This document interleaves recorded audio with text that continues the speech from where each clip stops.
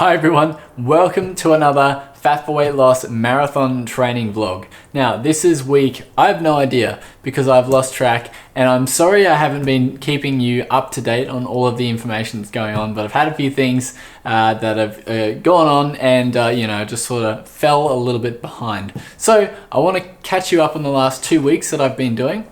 And I think I only have about 4 or 5 weeks left. So it's getting pretty close and I'm starting to build up those bigger runs.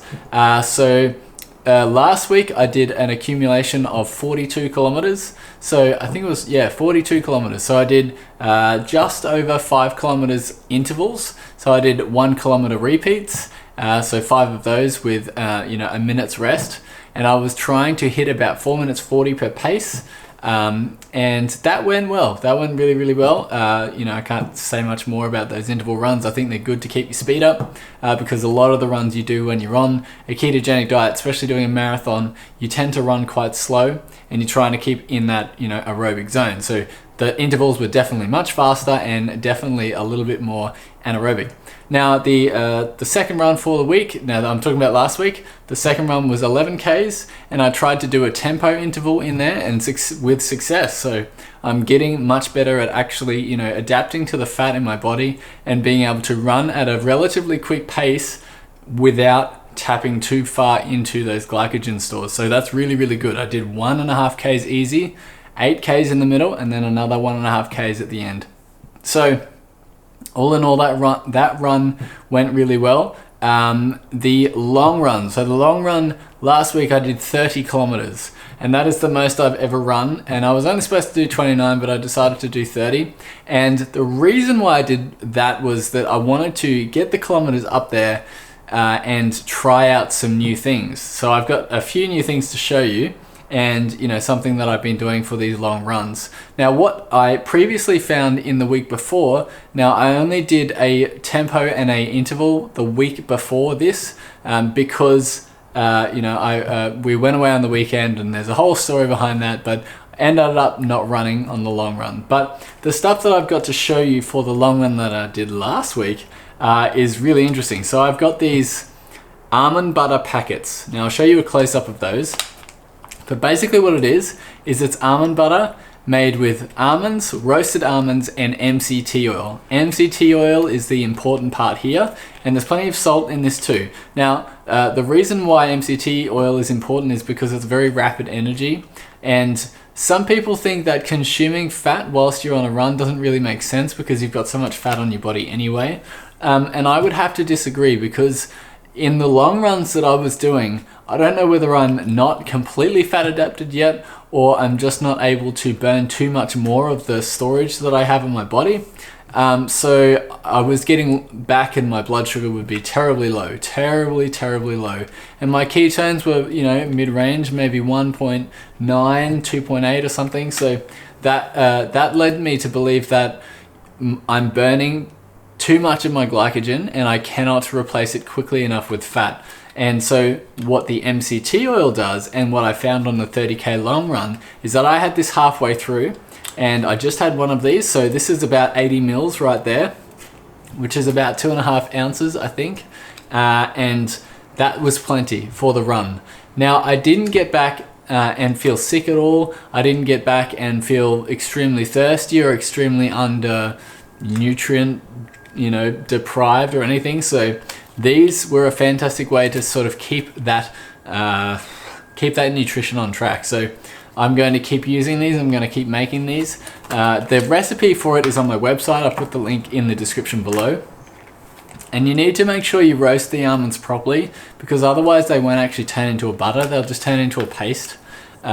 And there's a little bit of a difference here when you're trying to make it so that it's squeezable, and you don't want to have something that's really, really thick. I was going to try and use Justin's nut butters, and you can as well if you like, but this one is, more of a liquid. I guess it's almost like a nut gel, if that makes any sense.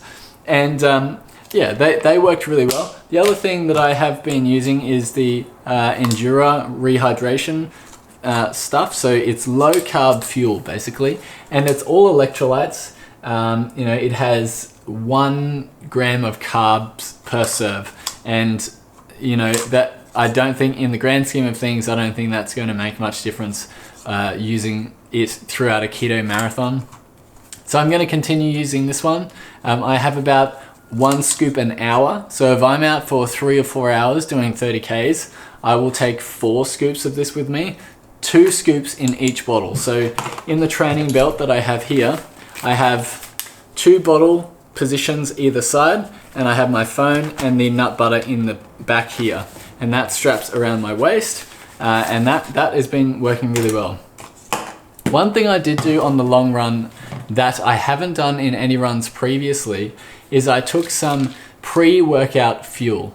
Now the reason why I took this pre-workout fuel, because I know that this has worked for me in the past, and I had a look on the back, and the total amount of carbohydrates per serve is 2.7 grams.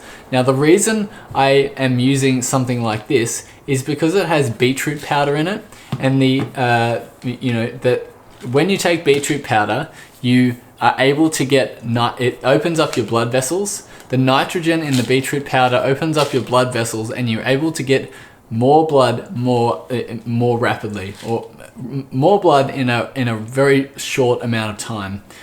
So I found this to be a really good product, and there's nothing terrible in here. The only thing that I don't agree with in this product is it does have maltodextrin. That is so that it all doesn't clump up in the middle, but it doesn't actually have much else apart from creatine, beta-alanine. It has 2.7 grams of total carbs in a serve, and more than 1 gram of that is sweeteners. So it's xylitol and stevia. So I don't know whether that's going to impact my blood sugars a lot, but it definitely helped throughout the run, or throughout the start of the run anyway. But I took this one mainly because it has beta-alanine in it, and beta-alanine is a fantastic product along with beetroot extract. So beetroot extract, the nitrogen in beetroot extract will help open your blood vessels so you can get more blood around your body much quicker. So that's the reason why I took that. I don't know whether I'm going to be using that for the marathon or not, but it's really only a something that you take before a race, and you don't take it throughout. So this is the one that you would be taking throughout the race.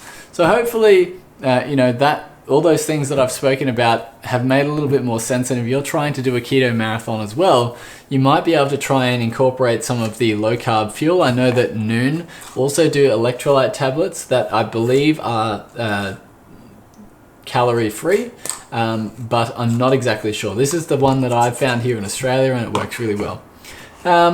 Apart from that, yes, the nut butter, the description is in the link below, and I have a few more weeks of training, and then it's going to be race time. So I've booked my accommodation, I've booked the hotel, and it's one that a hotel that I've been to previously, and I know how to get to the race precinct.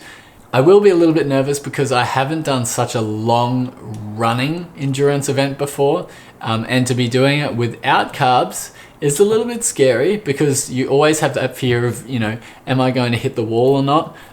But hopefully I can do it in a pace that's, comfortable for me, and that I'm able to, hold off the glycogen burning until I get to the end. And then at the end, I am going to be eating bacon and eggs and whatever else I can get my hands on, because I'm probably going to be out there for about 4.5 to 5 hours. A little bit longer than I first expected, but that's what you get with 12 weeks of training. And I think it's going to be a good run, and hopefully I'll be able to finish carb free. So again, thank you so much for watching, and I'll see you next week in the Keto Marathon vlog update.